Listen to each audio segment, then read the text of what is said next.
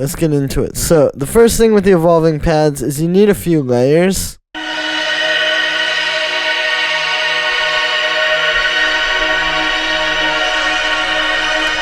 I got 3 here, and they're all doing different things. I have one just playing a basic minor chord. Right, we're in the key of D sharp minor. This is playing a D sharp minor chord where it's the root note, and then I have the third twice across 2 octaves. So you really just kind of get like the minor chord. And I think that's really important too, like to make these evolving ethereal pads. Part of the evolving stuff that's going to happen as far as sound design is you need notes that are just long and held out. Even the one that's doing the most over here.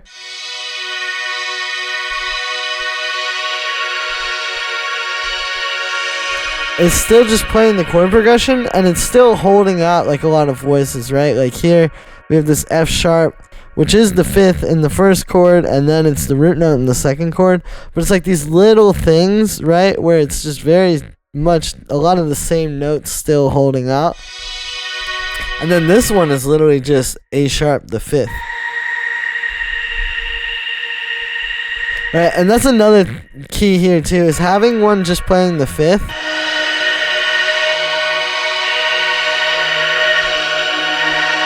Right, that adds a lot of like that sort of jazzy musicality that's really important for these kind of ethereal jungle pads.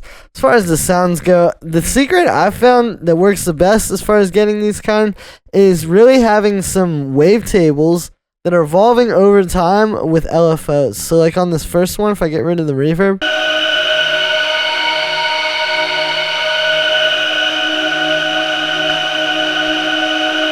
right, you can just hear that really slowly changing over time. This is 2 different wavetables that have a lot going on. Like if I start moving this, right, like that would be a little bit too crazy on its own, or to be doing all of that. But then you can see I have this LFO only at like 19, and it's moving really slow. I've turned off the re-trigger as well. This just means every time that you hit a note, if you have this on, it's going to start over here again. If you have it off, it just keeps continuously moving. I think for something like this, you want to have it off. That's one really important thing. And yeah, the really slow LFO. And then on the second one, I got a faster LFO.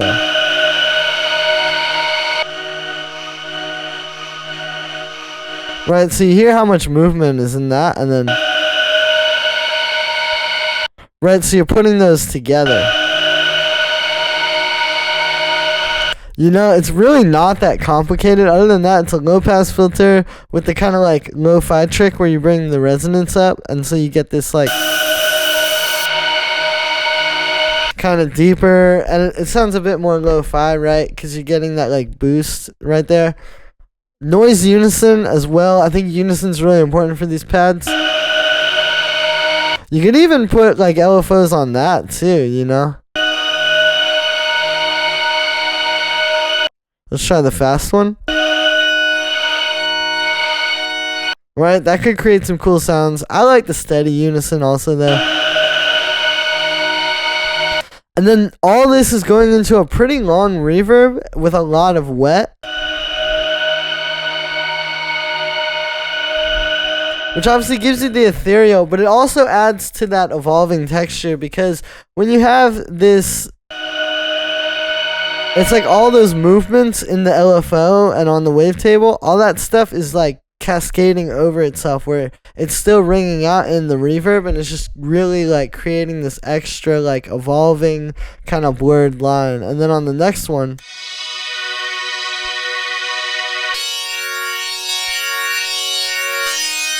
so you can really hear the wavetable moving on this one, right? This one, I'm getting into like these instrument wavetables as well. Ableton's wavetable is like amazing for this stuff too. And I can almost, there's a sound in here I'll show you that I'm pretty sure is exactly the same way that SYNTHONI did it too. Like this is definitely being used in these tracks. But yeah, so I got this bell and I've got this bit ring here. You just have like a lot of really cool things. And a lot of times, you know, people would think of these,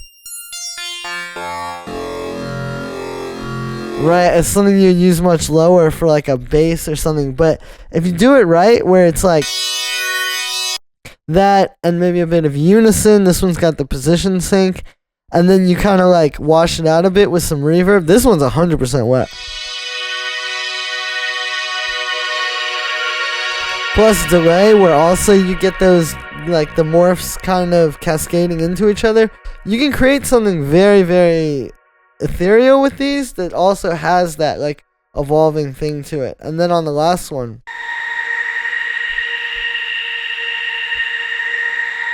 same type of deal. Like if I turn off the reverb, just a lot of movement. It's that one note. There's a lot of noise unison. And also I'm using the lo-fi filter effect on this. And then yeah, just a ton of reverb. And it's really not about any one on its own. See, that's the other thing. When you hear these tracks, a lot of what you might be hearing where you're like, how are they doing this? Well, it's because it's usually 2 or 3 of these coming together.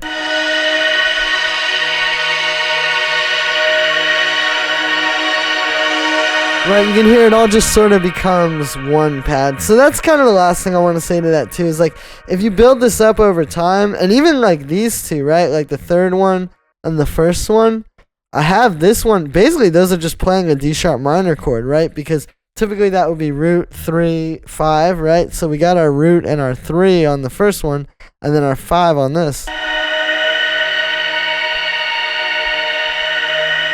And then you just have the other one playing the chord progression under it, and it all comes together. And it really becomes like one thing, especially once we start to talk about like all the other elements in here, and when I show you what's on the master too.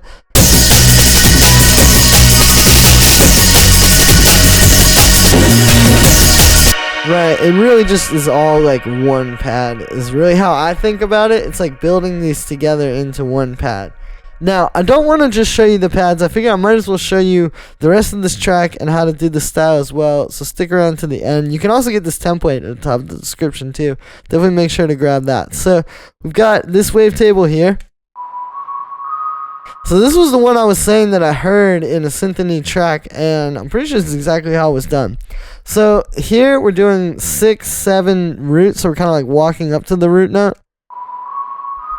Right, and it's like rhythmic like that. So yeah, then what's happening here is it's actually a very basic sound. It's just a sine wave with a bunch of this noise unison. This is like the perfect amount too. Like if you start to, you know, but you get that kind of like sine wave with a bit of air in it, and it's just not quite like a basic sine wave. So then that's going into this plate reverb here with the hybrid reverb. Super ethereal. I guess you could even consider this part of the pads, you know. Right, like with that reverb, it all kind of blends together and cascades. But yeah, super simple sound. I heard it in one of the tracks. I wanted to recreate it. Let's move down to some drums here. So our drums sound like this. So it's basically some blown out breakbeats. I mean, yeah, these are just absolutely fried. But also, there are drums under it.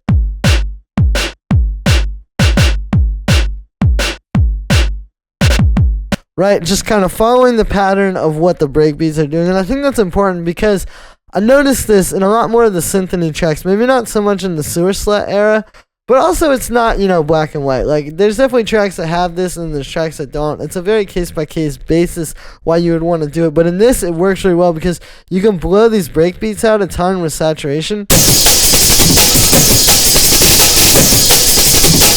Right, and then you can still have like a bit of kick and snare punch in there.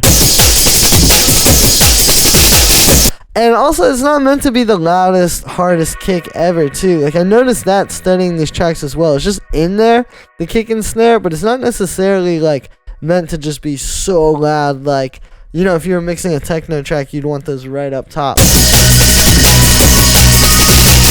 It's just in there to sort of, like, fortify the punch in the kick and snare and the breakbeat. So we have this kick. Like a 909 type of kick. Really not too much processing too. That's the other thing, right? Like we have a really blown out rest of the drums. So I just wanted a simple clean kick. And then the snare. Now there's a bit of processing on this. So what's happening is it's this sample.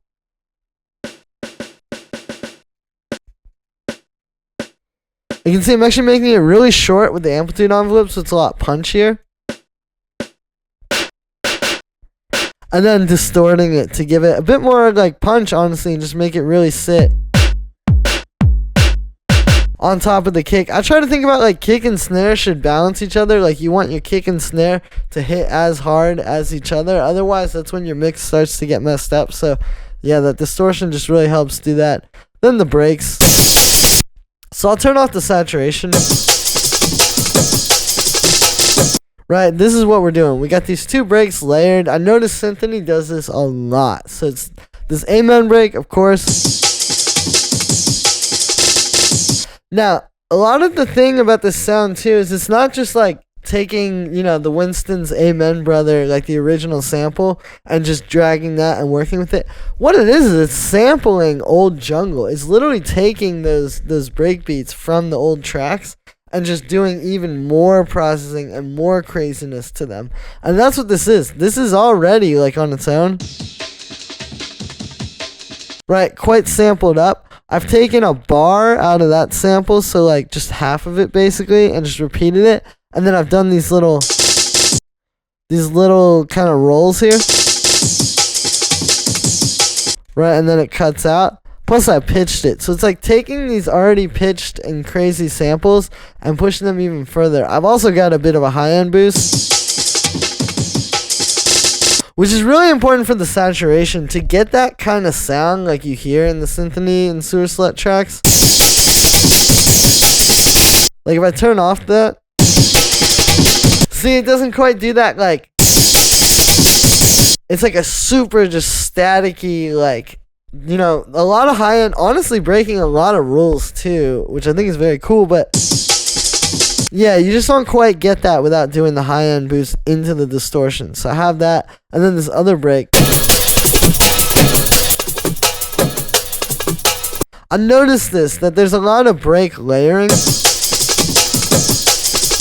Right, and they just kind of fill each other out, and even having them do different patterns too, where like the snare on this one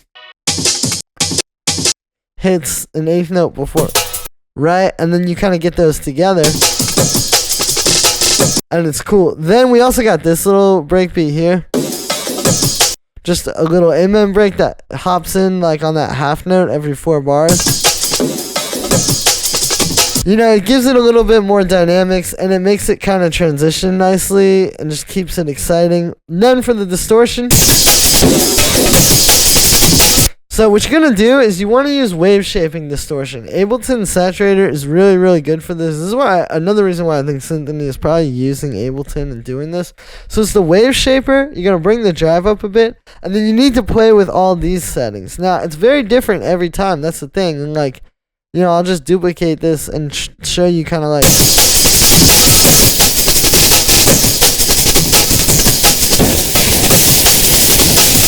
Right, that's kind of how you get that sound. You can even play with the dry wet, play with.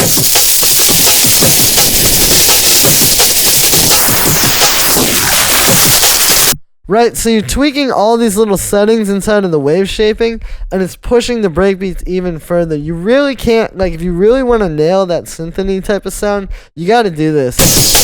It's just not just breakbeats turned up, you know, that's going to sound like this. Which is definitely very old school and cool, but this is the crazy thing. And then you sort of, like I said, fortify it with the kick and snare.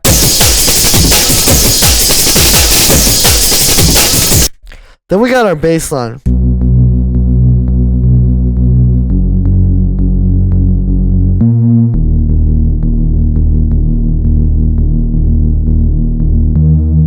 So in these tracks, usually the bass line is what's doing the chord progression. And that's another thing with those ethereal pads too, is like, it's cool to do the ethereal pads, but they also need a home bass.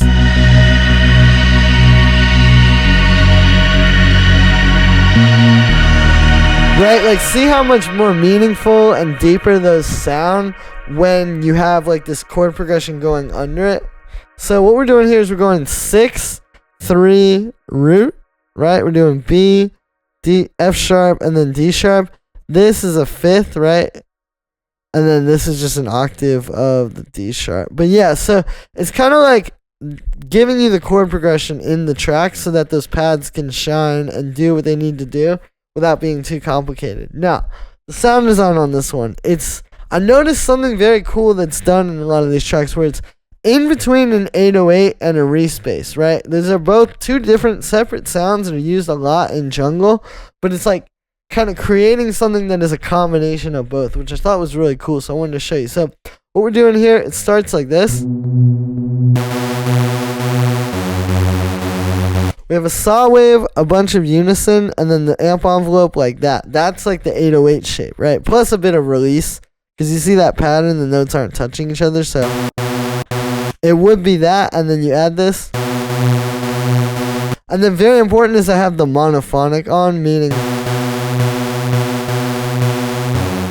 see how kind of the notes blend into each other on poly, and then if you make it monophonic,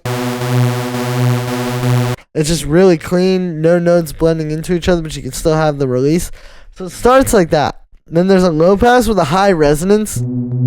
That's really important. If you turn that down, right, it's a bit too sterile. It just really gives it some more warmth to do that.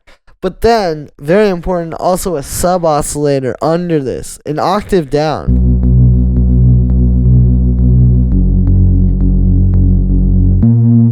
And that's what you can hear really grounds it and like sets it where it needs to be in the track. But then it allows the saw wave to do what it needs to do, because the saw wave sounds really good up in that higher octave, right? It's got some nice kind of resonance. So yeah, really no processing too, right? A lot of this stuff sounds super distorted, and it's actually not happening on a lot of the individual sounds besides the breakbeat. It's actually on the master. So what we're doing on the master is a bit of crunch. If I turn all this off, we're even like clipping. Didn't really matter with this style. And I also think that trying to make it not clip can also make you end up making some very sterile music like this, right? If you really want that sound, usually it's going to be clipping. We put it into the saturator, so it goes from this to this. Where you can hear everything gets glued together. Everything is like, yeah, kind of just crunching together a little bit against the bass line. And then a limiter, which is boosting the volume even more.